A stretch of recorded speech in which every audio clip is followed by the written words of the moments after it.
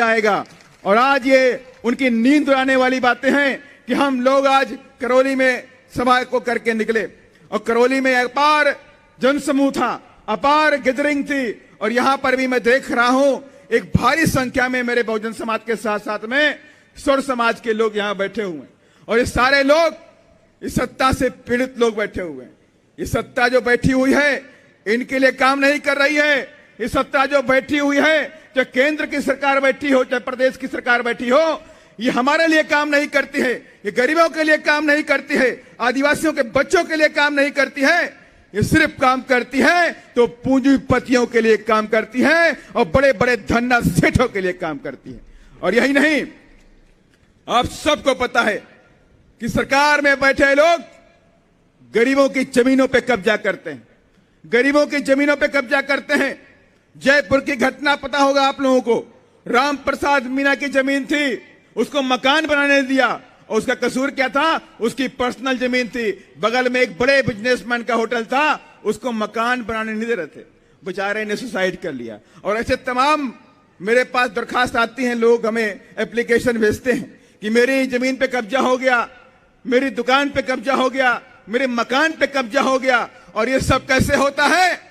ये सत्ता में बैठे जो विधायकगण होते हैं, मंत्रीगण होते हैं, उनके इशारे पर गरीबों की जमीनों पे कब्जा किया जाता है। मैं उनको आगाह करना चाहता हूं कि 2023 आने वाला है और 2023 में बहुजन समाज के लोग ठान चुके हैं कि नीला झंडा हाथी निशान इस बार जयपुर जाने वाला है। और उसके बाद जितनी भी जमीनों पे आपने कब्जा कर लिया है, जितनी भी गरीबों के मकानों पर कब्जे कर लिए हैं, तो उन सारी जमीनों को और उन मकानों को वापस लेकर के इनको गरीबों को वापस करने का भी काम करने वाले हम सब लोग।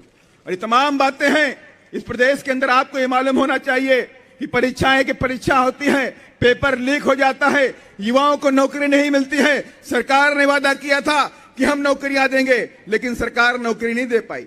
सरकार परीक्षा कराती है, परीक्षा लीक कराती है और परीक्षाएं रद्द कराती है। इसके अलावा और कोई काम नहीं है, कोई काम नहीं है। शिक्षा के नाम पे कोई काम नहीं है। अब चुनाव आने वाला है, तब वहां पे सरकार में बैठे लोग क्या कहते हैं?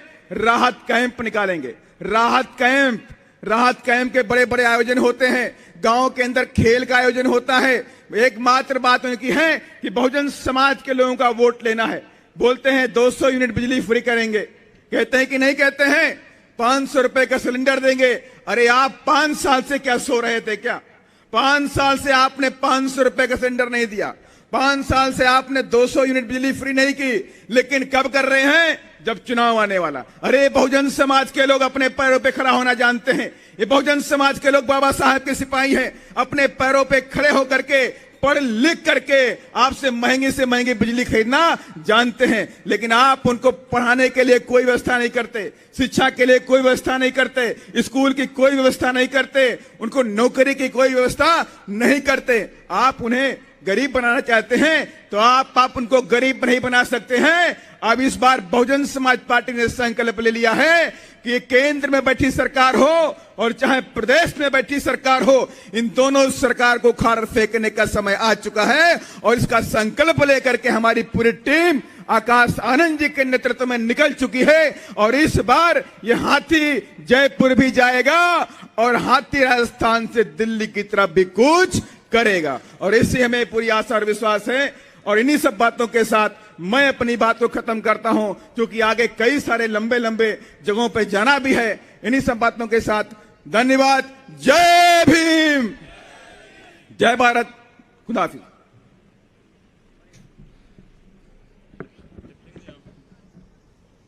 धन्यवाद सांसद जी। अब मैं निवेदन करूंगा, पूरे देश के अंदर अपना घर बार परिवार छोड़ करके गांव-गांव में जाकर के सर्व समाज के अंदर राजनीतिक जागृति, राजनीतिक सोच पैदा कर रहे युवा दिलों की धड़कन युवा नेशनल कोऑर्डिनेटर परम आदरणीय श्री आकाश आनंद जी से कि आप आए और हम सबको संबोधित करें। और मैं आप सभी साथियों से